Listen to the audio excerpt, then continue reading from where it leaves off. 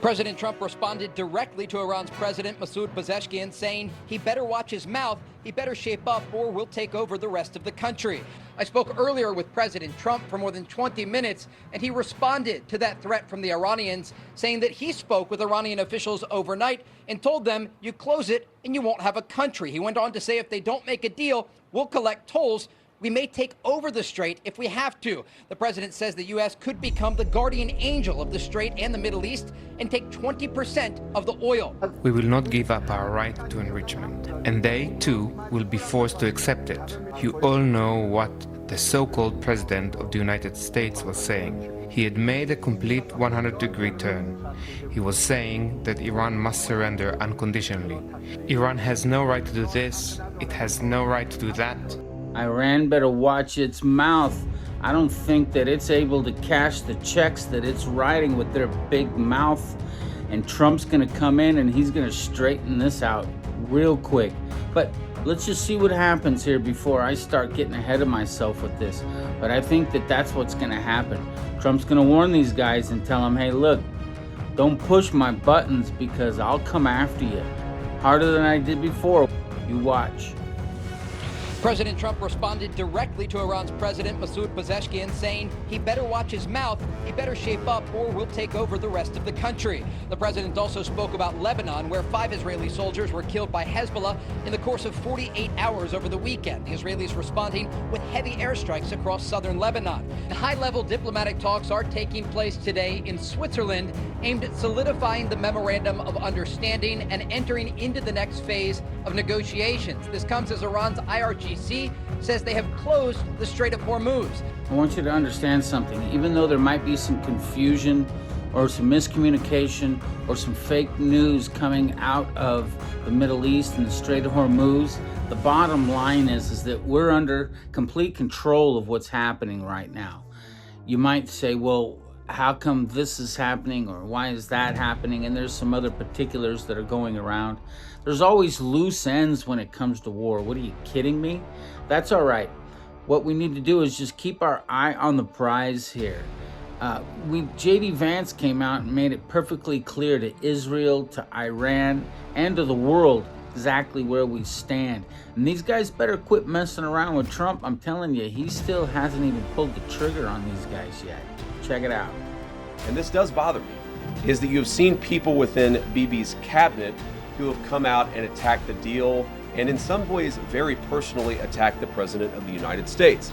And I guess my message to them would be twofold. Number one, Donald J. Trump is the only head of state in the entire world who is sympathetic to the nation of Israel at this moment in time. And he happens to be the head of state of the world's superpower.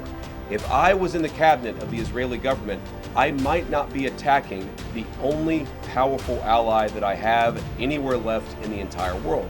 When it comes to war, when it comes to world politics, even if it comes to politics within the United States or localized politics, the bottom line is that when you have powerful allies, you can't play with them. I don't know what's going on here. Israel must have lost their mind, but they're going to get straightened out. They're going to get back in. The other thing is that you got to keep your loyalty to who brought you to the dance.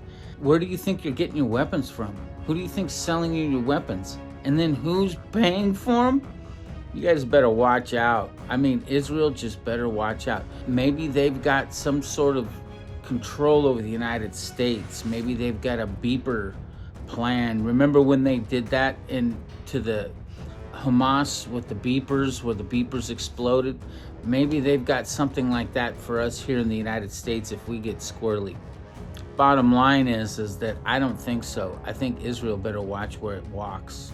And the second message I would give to some of those cabinet members, Bibi, to his credit, has not gone down this path, but to some of these cabinet members in Israel who are attacking the President of the United States, the other thing that I would say is that over the last 3 months, 2/3 of the defensive weapons that have protected your homeland have been built by American hands and paid for by American tax dollars. The problem for Israel is not Donald J. Trump. And anybody in Israel who thinks their biggest problem is the President of the United States needs to wake up I spoke earlier with President Trump for more than 20 minutes, and he responded to that threat from the Iranians, saying that he spoke with Iranian officials overnight and told them, you close it and you won't have a country. If they don't make a deal, we'll collect tolls. We may take over the strait if we have to and take 20% of the oil. The strait, along with Iran's nuclear program, remain the focus for talks in Switzerland. Iran's President Massoud Pazeshkin spoke today from Tehran, laying out a new red line for the regime in this next round of discussions. We will not give up our right to enrichment. You all know what the so-called President of the United States was saying, that Iran must surrender unconditionally. President Trump responded directly to Iran's President Massoud Pazeshkin, saying he better watch his mouth, he better shape up, or we'll take over the rest of the country. Now, President Trump posted to Truth Social this morning saying Iran must immediately stop their highly paid proxies in Lebanon from causing trouble. If they don't, we'll hit Iran very hard again, just like we did last week, only harder. Iran continues to try and tie the situation in Lebanon to the broader memorandum of understanding with the United States of America. Well, now President Trump is doing the same. Peter?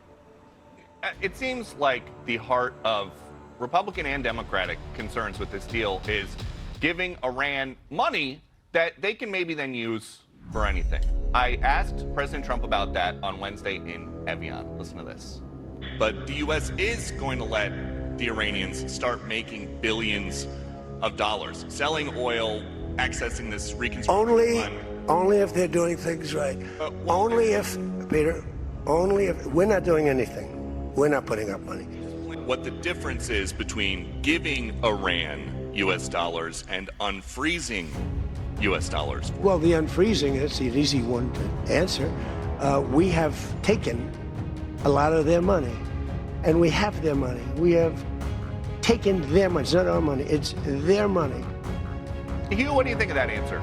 What he's saying is there's a way for Iran to get their assets unfrozen.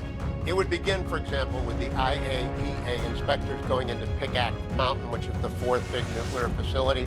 It would begin if they simply stopped shooting and attacking the boats in the Strait of Hormuz like they did overnight. It would begin when they withdrew Hezbollah to north of Litani and get out of the grill of Israel. I don't think he's going to let anything get unfrozen until they've done all that. In the meantime, they can sell some oil if they've opened up the strait. That's about $5 billion a month. That's barely lunch money for the IRGC. So that's not giving them much. So I didn't take too much away from the MOU. I think it's halftime in this battle. I don't think we know which way it's going to go, but I don't think they're going to be getting rich off of the MOU, not in any way, shape, or form. And something else that J.D. Vance is saying is that the U.S. is going to be, we heard this today, the U.S. wants to have new relations with the Iranians. Like, he's making it sound like we could have a normal relationship with them. I think is amazing is that we've had a relationship with Iran, a normal relationship for many, many years, going way back before 1978 even. And in 1978, when Khomeini came in, everything changed. We should have diplomatic normalcy with Iran. The Persian people are wonderful people, but here's the bottom line. You have to expect there to be some turmoil with this change. That's the bottom line. Stand behind this president, stand behind our guys. Vance as the vice president's doing a great job with negotiations, and so is Trump. In normalizing diplomacy, that's into everybody's best interest. There's a huge appetite for getting back to where we were in 1978 with Iran. They were a close ally. They were an ally of Israel. There are 92 million wonderful Persian people, Iranian people with extraordinary talent. We'd love to go back to 1978 before Jimmy Carter screwed this all up and the Ayatollah Khomeini came back. But the IRGC, the Haiti, these knuckleheads who are their political leadership, they have no power. No, there's not much appetite for that. We would like for Iran to back away from their nuclear program, and maybe they change over time. But I'm not holding my breath to when I'm going to visit Tehran. I don't think that's ever going to happen in my lifetime unless the people rise up in the next year, which is possible, not likely, but it's possible. And I don't think we're going to have the embassy reopen on Massachusetts Avenue, which is the old Iranian embassy, for a long, long time.